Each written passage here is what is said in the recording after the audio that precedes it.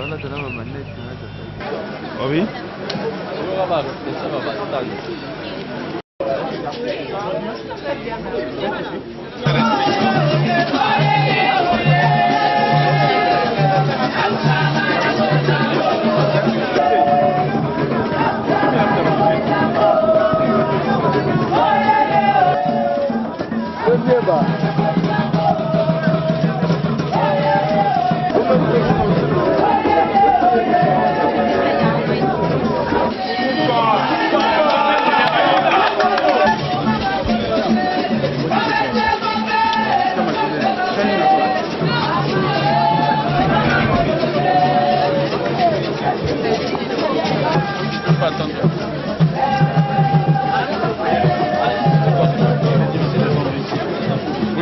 On va l'attendre, on viendra l'attendre.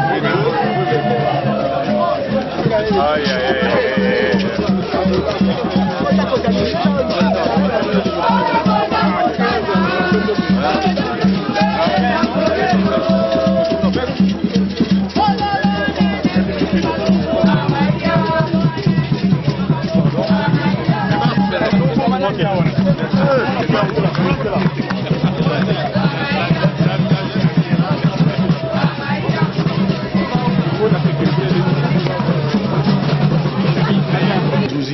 Je suis donc le président fondateur du Cercle des ingénieurs congolais de France.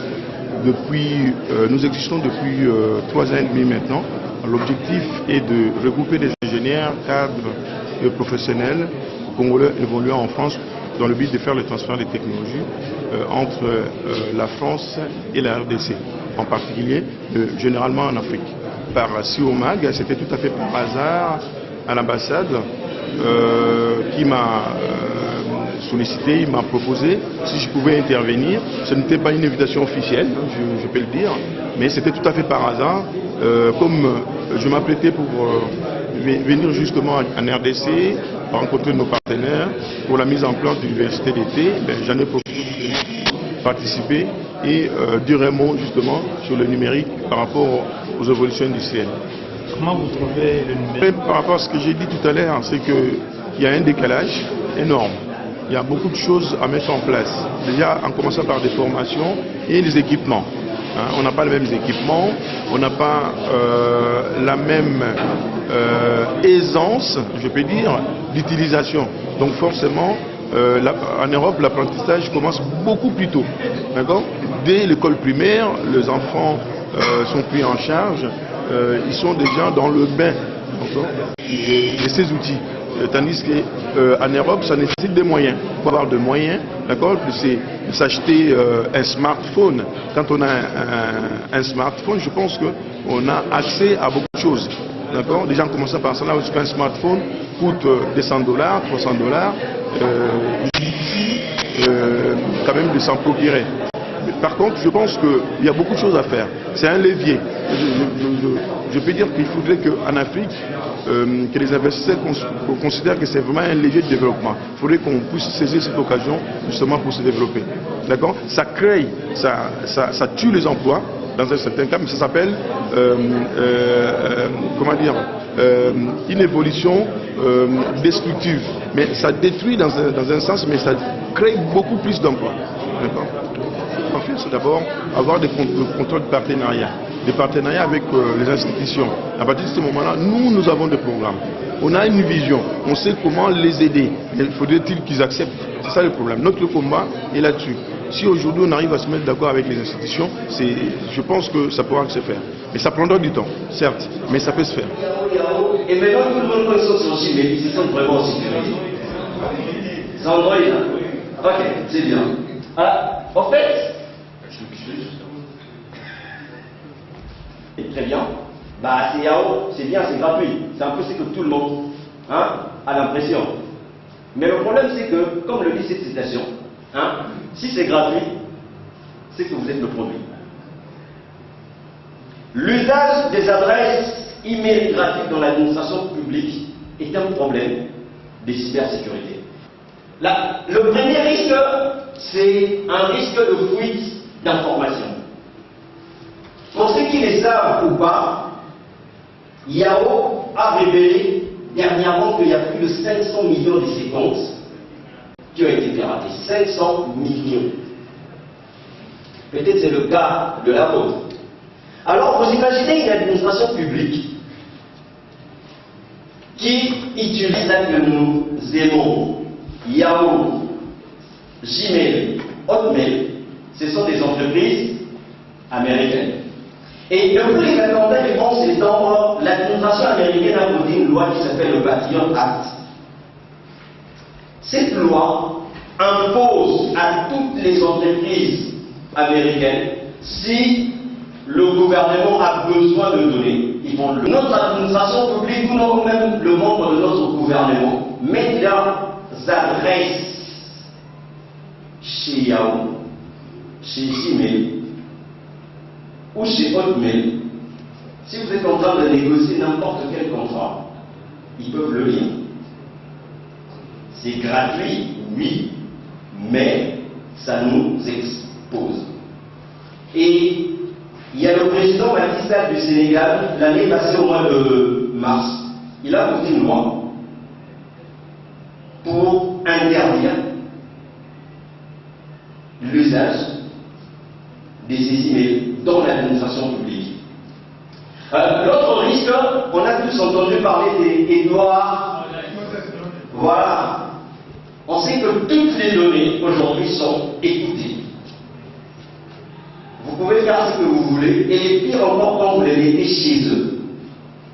C'est encore simple si on est amis pour dire oui, bonjour, comment ça va entre nous, les enfants, blablabla, ça passe. Mais quand il s'agit de l'administration publique, ça devient un problème de sécurité. Edward Snowden a révélé que nous sommes tous écoutés. Tous. Et l'autre risque, où, comme on en a l'habitude un peu chez nous, je vais attraper les signaux. C'est un peu compliqué. Voilà. Je prends le cas que j'en ai vu de la... C'est yahoo.fr. Je me demande toujours, moi je suis dirigeant de DGI. Quand on change d'administration là, est-ce que je transmets le mot de passe de Yahoo pas? Et si je partais avec, qui saura si je continue à communiquer avec? Qui va faire la différence? La même chose chez Gmail, chez Voilà, ou chez Hotmail, qui va faire la différence? Et confiance. C'est comme notre présentateur aujourd'hui, M. Koné, il travaille chez Deloitte, il m'a donné sa carte. Sa carte, il n'y a pas de Gmail. Il m'a donné sa carte en tant que Deloitte, il n'y a pas de Gmail. Il a une adresse, pardon, il n'y a pas de Gmail ou de Yahoo, il y a Deloitte qui confirme son appartenance à l'entreprise. C'est un peu ce qu'a fait notre primature, ok? Pour trouver l'adresse ou le serveur de la primature, c'est facile, hein? À partir d'Internet, on a récupéré cette adresse, là, on le voit. Hein? Pour ceux qui connaissent, on voit l'adresse IP, n'est-ce pas? Hein? C'est 69.195.119.177. Vous allez me dire, mais au moins ils en ont. Le problème, c'est que toujours sur Internet, je peux savoir où le serveur de mail est hébergé. Et je l'ai trouvé.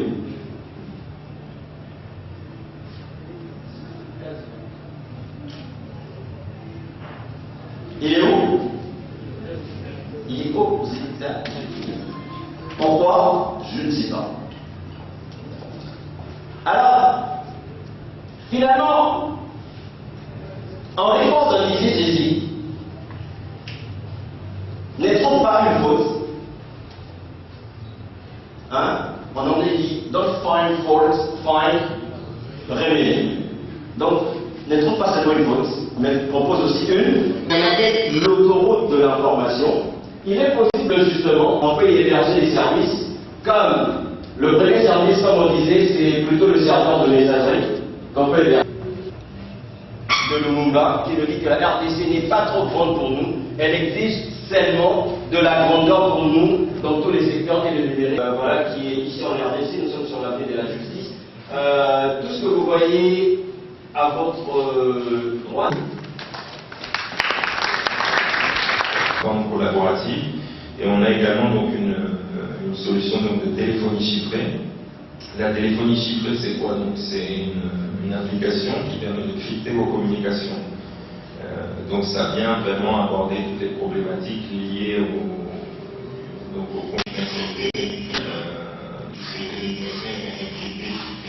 communications téléphoniques. Et c'est vraiment intéressant d'aborder ce thème aujourd'hui. Donc j'ai vu tout à l'heure. Et j'avais vu récemment également que le RDC était le pays où les gens sont le plus surveillés. C'est aussi une raison pour laquelle Systemis vient s'implanter au Congo. Donc moi je suis franco-congolais et c'est vraiment une fierté pour moi d'être aujourd'hui présent pour venir renforcer un peu plus les écosystèmes d'affaires français et aussi congolais. Et venir implanter une société comme Systemis en RDC, ça nous permettra vraiment de venir accompagner donc l'administration, mais également le secteur privé, dans tout ce qui concerne ces problématiques liées au numérique et à la sécurité plus globalement. Et le choix donc d'utiliser des logiciels libres par Systemis, c'est vraiment une volonté de permettre à nos clients, donc notamment à nos clients congolais, mais également donc partout où on travaille au monde, de devenir indépendant. Parce qu'en quelque sorte, utiliser des logiciels libres, ça vous permet d'être indépendant numériquement. Et être indépendant numériquement, ça vous permet également donc, de mieux maîtriser vos logiciels, mieux maîtriser, avoir un certain contrôle, et donc de mieux maîtriser votre développement. Je ne sais pas.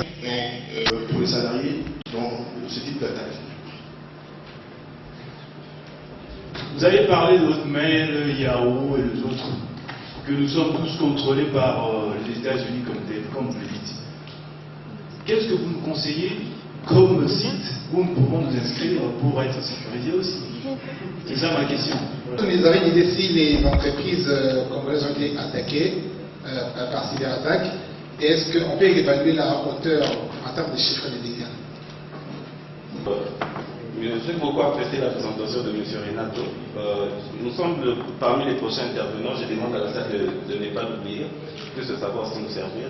M. Renato, vous avez dit que vous me demandez de nous former à l'informatique, vraiment vous me demandez de nous plonger dans l'informatique. Alors, pourquoi est-ce que le Congolais, vous avez remarqué que le Congolais ne s'intéresse pas à ça. Pourquoi est-ce que le Congolais ne s'intéresse pas?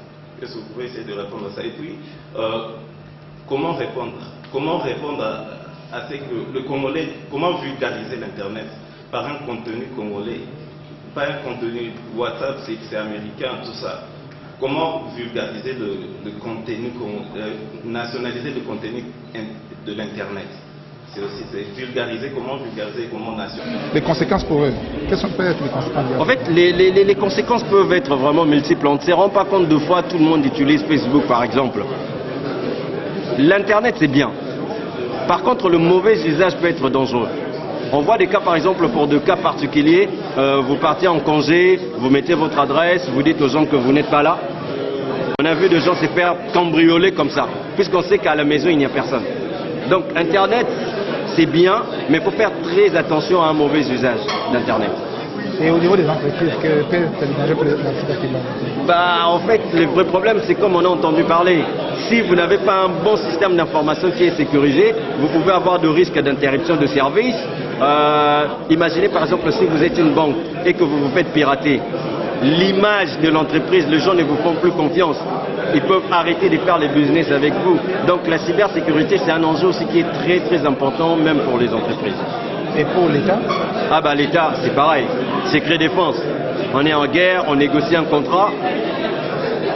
Si un pays ennemi peut intercepter cette information, comme je l'ai dit avec Hitler, avec l'Enigma, si vos ennemis interceptent vos données ou votre stratégie, vous perdez la guerre. C'est comme ça que Hitler a perdu la guerre. C'était à cause, c'est ça. Dernière question. La cybersécurité est un métier. Moi, je suis un jeune d'origine congolaise et je suis rentré ici justement pour cette envie d'accompagner. Donc, je suis à la disposition de l'État, des administrateurs pour être consulté. Donc, c'est vraiment ça l'objectif, de prouver que la RDC a ses fils et ses filles qui sont dignes de répondre à ses besoins. Créer aussi ces métiers des filiales de cybersécurité. Aujourd'hui, on parle seulement du réseau, de la maintenance, de la programmation. Je pense que c'est aussi important à l'ISIPA de créer une filiale pour former les gens spécialisés en réseau informatique et en sécurité, pardon. C'est Stéphane Kisaka, donc je suis directeur du développement de la société Systemis. Donc je suis présent aujourd'hui car on représentait la société à la semaine française, donc à la 4e édition qui se déroule à Kinshasa. Et donc on a échangé notamment aujourd'hui sur la cybersécurité et le numérique, qui est l'une des expertises de notre société Systemis. Systemis, il faut savoir qu'on est spécialisé dans tout ce qui concerne les métiers du numérique et de la cybersécurité.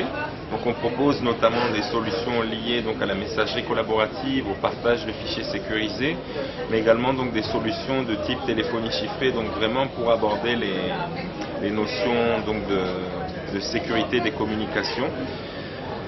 Aujourd'hui, donc, on a abordé lors de la conférence donc vraiment toutes les problématiques liées à la cybersécurité au numérique, et c'était vraiment important pour nous d'être présents ici car on est en train de se développer actuellement en RDC. Donc on a un bureau à Lubumbashi, on est en train de développer un second bureau à Kinshasa. Et être présent au Congo, ça va vraiment nous permettre donc d'accompagner la RDC, notamment ses grandes entreprises, ses PME et PMI, donc petites et moyennes entreprises, et son gouvernement dans sa transition numérique, en apportant donc non seulement du support physique en étant présent, en proposant nos solutions, et également en réalisant des formations et des transferts de compétences donc pour les utilisateurs de nos solutions finales. Et l'objectif donc d'être présent au Congo, c'est parce qu'aussi on propose des solutions donc basées sur des logiciels libres. Avoir des logiciels libres, c'est très important car ça permet d'avoir donc plus de contrôle, de maîtriser son logiciel, car le code est accessible, il est audible. Et maîtriser ces logiciels, c'est aussi maîtriser son indépendance et donc son développement. Des opérateurs économiques locaux, parce qu'il faut savoir qu'on est basé actuellement à Lubumbashi, mais il y a 2 pôles économiques principaux dans ce pays. Donc on est dans le plus grand pays francophone du monde, donc 80 millions d'habitants, 16 millions d'habitants à Kinshasa, et c'est essentiel pour nous d'être présents ici. Pas mal de rencontres, pour être précis, on a eu 16 rendez-vous d'affaires donc en 2 jours, donc c'est vraiment très productif. Pas mal de sujets business, donc pour une société qui est en train de s'implanter au Katanga et à Kinshasa, c'est vraiment intéressant. Et beaucoup d'opportunités, beaucoup de jeunes qui aimeraient bien rejoindre nos services. Donc il faut savoir aussi que comme on s'implante ici, on va recruter des jeunes talents, donc des jeunes talents de la jeunesse congolaise. Donc c'était vraiment intéressant pour nous d'être ici, en sachant qu'il reste encore 2 jours et je pense que ça va être très prometteur pour nous.